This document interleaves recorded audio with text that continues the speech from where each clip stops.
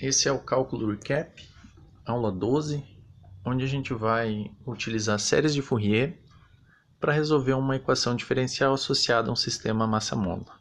Então, uma aplicação bastante clássica de séries de Fourier. Esse é um exemplo da seção 11.5 do livro Matemática Superior para a Engenharia. Recordando o sistema massa-mola, a gente considera uma massa presa a uma mola com algum tipo de amortecimento aqui. Tá? Esse amortecimento muitas vezes é o atrito, depende da velocidade, não é nenhum aparato necessariamente preso à massa. E y de t mede a distância da posição inicial que a tua massa está, né? Quanto que a mola está sendo deformada. Então, se a gente lembrar da segunda lei de Newton, a força é proporcional à massa, massa vezes aceleração, né? É proporcional à aceleração, e a aceleração é a segunda derivada da posição. Ok, agora a força que esse sistema está sofrendo, ela tem três componentes. Tem uma força que é a mola está fazendo sobre a massa. Essa força depende pela lei de Hooke, né? Ela é proporcional ao deslocamento, que a massa está da posição original, da posição de descanso. Tem uma constante de amortecimento, que é proporcional à velocidade, né? Como eu disse, pode significar o atrito, por exemplo. E além disso, eu tenho uma força externa. Eu tenho uma força externa, que pode ser qualquer, agindo no meu sistema. Então, a gente tem que a força, que é massa vezes aceleração, tem que ser igual à soma dessas três forças que estão agindo sobre a massa. E a gente obtém a EDO, my, duas linhas, mais cy, mais ky, igual a r de t, né? Igual a força externa que está agindo no meu sistema. Então, para a gente partir para um exemplo concreto, vamos considerar a massa de 1 grama, a constante de amortecimento igual a 0,05 gramas por segundo, e a constante da mola, 25 gramas por segundo ao quadrado, e R de T alguma força externa, sobre a qual a gente não tem muito controle, né? Mas a gente vai precisar conhecer a força externa do problema específico para resolver a equação. Então, digamos que a força externa seja dada por T mais π sobre 2, no intervalo de menos π até 0, e menos T mais π sobre 2, de 0 até π. E com período de 2π. Então, a cada 2π isso repete. Então, a força externa, no caso, é uma onda triangular que está agindo no meu sistema massa-mola. Para resolver o sistema, um dos objetivos de ter aprendido série de Fourier é que enquanto essa força R de T aqui ela é difícil de lidar, é uma função com bicos, uma função por qual a gente não consegue calcular derivadas no sentido clássico, uma das coisas que a gente pode fazer é escrever uma série de cossenos e senos, porque cossenos e senos são funções que a gente conhece bem, com as quais a gente sabe derivar, a gente sabe operar com elas.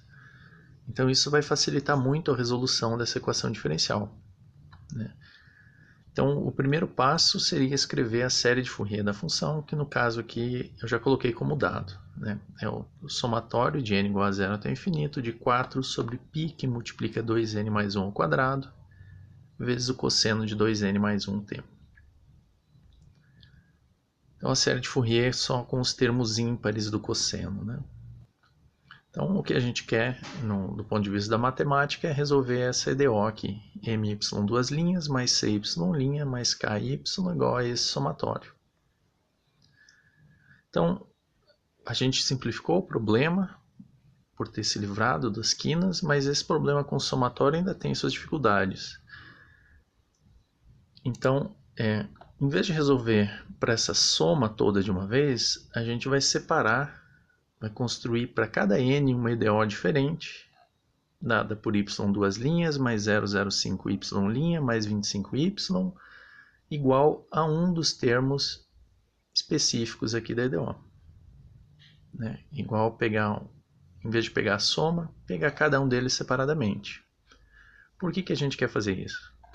A gente tem uma equação diferencial ordinária com coeficientes constantes, igual a uma constante vezes cosseno.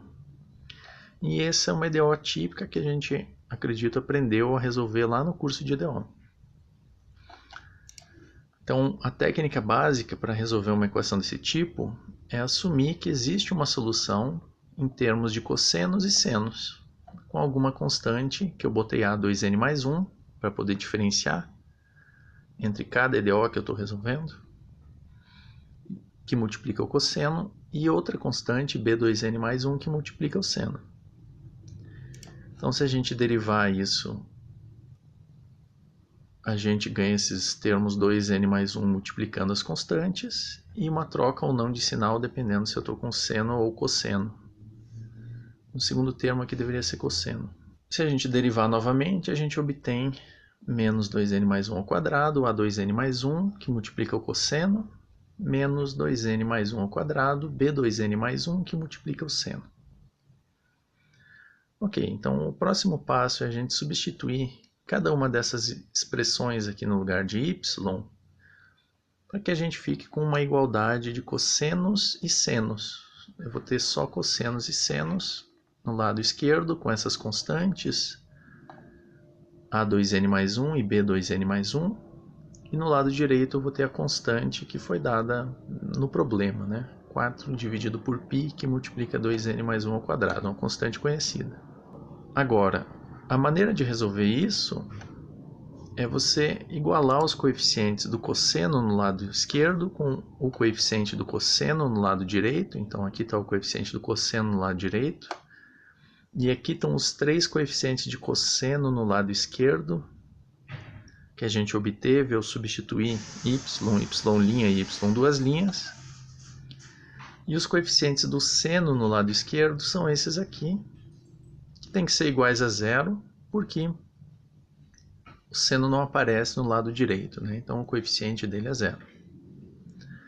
Agora, esse sistema ele tem duas equações e duas incógnitas, A2n mais 1 e B2n mais 1. Então é um sistema que provavelmente tem uma solução única. Eu não vou fazer os passos aqui da álgebra linear de resolver esse sistema, né? Até porque isso não é difícil, só as constantes são um pouco extensas. A gente consegue resolver esse sistema e ele tem uma solução única. A2n mais 1 dada por essa expressão e B2n mais 1 dada por essa expressão aqui embaixo. Agora que a gente conseguiu resolver a EDO para cada n, eu obtive as constantes diferentes, eu espero que se eu somar todas essas EDOs que eu resolvi, eu vou obter uma solução para a EDO original com o somatório, né? A soma de cada uma das soluções dê igual à solução da soma daquela função r de t. Então a gente espera que a solução para essa equação seja o somatório de n igual a zero até infinito de A2n mais 1, onde esse A2n mais 1 é a constante que eu achei no passo anterior, que multiplica o cosseno, mais B2n mais 1, que multiplica o seno. A gente tem uma expectativa que essa seja a solução. Se a gente estiver de fato interessado em demonstrar, em ter certeza de que essa solução, que a gente não fez nada de errado, a gente precisaria de duas coisas. Verificar que a y' e a y duas linhas convergem uniformemente, enquanto a y converge ao menos pontualmente, né? Para que a gente possa justificar derivar termo a termo. Contudo, utilizando aqueles coeficientes lá e o teste M de Weierstrass, na verdade a gente consegue ver que y', y' e y duas linhas, as três convergem uniformemente. Por fim, a unicidade dos coeficientes da série de Fourier justifica a gente poder resolver as equações isoladamente, né? Os coeficientes estão bem definidos pelas fórmulas de Euler. Então, se a solução da EDO tem uma série de Fourier, os coeficientes dela vão estar fixos nesses valores. Então, assim a gente consegue resolver essa equação. No nosso ambiente virtual, há uma worksheet com um pequeno código para resolver uma equação diferencial ordinária, encontrar a solução de regime permanente utilizando séries de Fourier. Então, na worksheet, a equação que a gente resolve é o sistema massa-mola. Então, a gente pode colocar uma massa constante de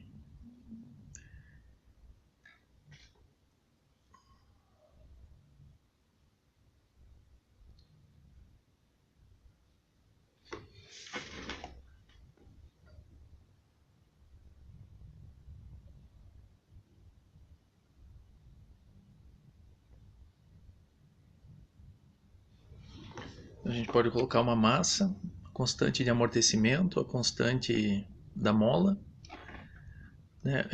Por conta do código, a gente se obriga a colocar a variável x, né, mas esse x aqui está representando o tempo na interpretação física do nosso problema, tá? Mas para a série de Fourier ele faz em relação à variável x. Então aqui eu defini a mesma função do exemplo que a gente resolveu manualmente. Também é necessário colocar aqui o período, colocar explicitamente o período nesse código. Até tem maneiras de dar a volta nisso, mas para simplificar, né, o intervalo aqui tem uma função definida em duas partes, o intervalo, a distância máxima, né, o intervalo máximo, né, de menos π até π, né, a largura do domínio da função, 2π. Aqui a gente escolhe o número de termos, né? Na verdade, o número de termos mais 1 vai até o n igual a 30 no somatório, né? De 0 igual a 30, então 31 termos. Então eu me obrigo a definir dois vetores aqui, cheios de zeros, nos quais vão absorver as entradas do AN e do BN. Então a gente escreve aquele sistema, né, de quando deriva duas vezes, aqui eu já atiro diretamente o sistema, né? Aqui o coeficiente de AN, o coeficiente de BN no cosseno e no seno. A gente resolve o sistema linear aqui, utilizando o Octave. Depois tem esse pequeno comando para guardar essas informações, né? Guardar no vetor A e B. Em seguida eu faço um somatório, soma parcial de cossenos e senos. E aqui um plot da função, né, da solução da EDO, a solução de regime permanente da EDO com aquela condição da onda triangular, né? Percebe que enquanto a onda de entrada é triangular, a gente vê um triângulo grande aqui formado aqui nos senos, né? E cossenos. A onda de entrada é triangular, mas a resposta do sistema, na verdade, tem muito mais variações que uma onda triangular, né? Talvez valha a pena destacar também a pequena amplitude aqui, né? No caso dessas escolhas que a gente fez, a amplitude aqui é bem reduzida em relação ao que a gente tinha lá como entrada. Essa sessão foi baseada no Matemática Superior para Engenharia, nona edição do Kreisig.